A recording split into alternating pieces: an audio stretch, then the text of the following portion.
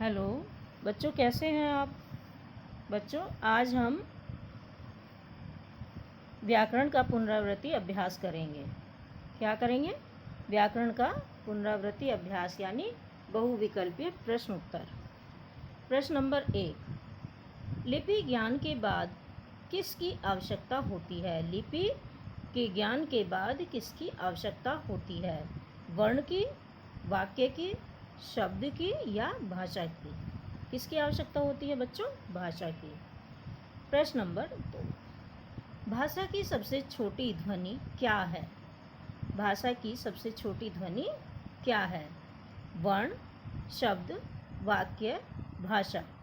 क्या है सबसे छोटी ध्वनि बच्चों? वर्ण। जिन वर्णों का उच्चारण बिना किसी ध्वनि के हो उसे क्या कहते हैं? जिन वर्णों का उच्चारण बिना किसी ध्वनि के हो उसे क्या कहते हैं? व्यंजन, स्वर, शब्द, वाक्य। उसे स्वर कहते हैं। वो क्या होते हैं बच्चों? वो स्वर होते हैं। प्रश्न नंबर 4, हिंदी में कितने स्वर होते हैं? 12, 15, 11, 8। हिंदी में 11 स्वर होते हैं। इसका उत्तर है हिंदी में 11 स्वर होते हैं। प्रश्न नंबर 5, जिन वर्णों के उच्चारण में स्वरों की सहायता लेनी पड़ती है वो कौन से हैं बच्चों? वर्ण हैं, व्यंजन हैं, मात्रा हैं या स्वर हैं? इसका उत्तर है बच्चों व्यंजन, क्योंकि व्यंजनों को बोलने के लिए स्वर की सहायता लेनी पड़ती है। अब प्रश्न नंबर 6, हिंदी भाषा में कितने व्यंजन हैं? हिंदी भाषा में कितने व्यंजन हैं? तो हिंदी भाषा में कितने व्यंजन हैं बच्चों? 30, 40, 35 या 15? इसका उत्तर है 35। कितने व्यंजन होते हैं? 35 व्यंजन होते हैं। प्रश्न नंबर 7, हिंदी वर्णमाला में कितने वर्ण होते हैं? देखो बच्चों, हिंदी वर्णमाला में कितने वर्ण होते हैं? यहाँ पूरी हिंदी वर्णमाला की बात पूछी गई है। तो हिंदी वर्णमाला में 46, 36, 42 या 35? हिंदी वर्णमाला में कुल 46 वर्ण होते हैं, 11 स्वर होते हैं और 35 व्यंजन होते हैं। 11 स्वर और 35 व्यंजन, तो कुल मिलाकर हुए 46। प्रश्न नंबर 8, हमारे देश का राष्ट्रीय ध्वज किस रंग का है?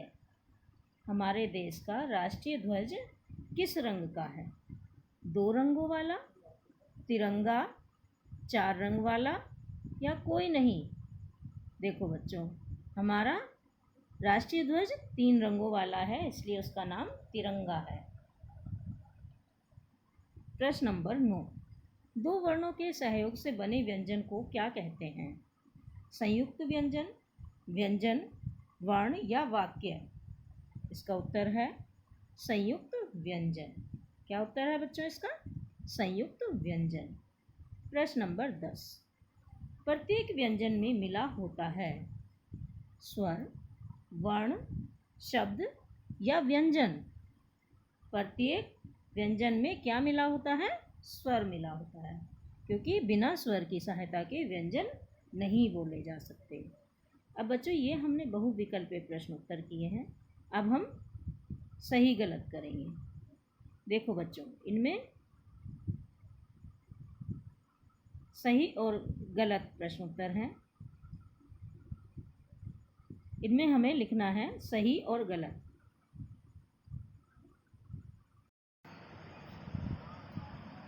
अब बच्चों, हम करते हैं सही गलत। नंबर 1, सभी व्यंजनों में ध्वनि होती है। सही, ये बिल्कुल सही है। नंबर 2, मुख से बोली गई प्रत्येक ध्वनि शब्द कहलाती है। ये गलत है बच्चों। मुख से बोली गई प्रत्येक ध्वनि शब्द नहीं कहलाती, वर्ण कहलाती है। क्या कहलाती है? वर्ण कहलाती है। नंबर 3, जिसके टुकड़े संभव न हो वर्ण कहलाती है। हाँ बच्चों, जिसके टुकड़े संभव नहीं हो सकते उसे क्या कहते हैं? वर्ण कहते हैं। बच्चों ये देखो, ये भाषा की सबसे छोटी इकाई होती है जिसके और टुकड़े नहीं किए जा सकते, उसे वर्ण कहते हैं। नंबर 4, प्रत्येक व्यंजन से संयुक्त वर्ण बनते हैं। बच्चों ये बिल्कुल गलत है।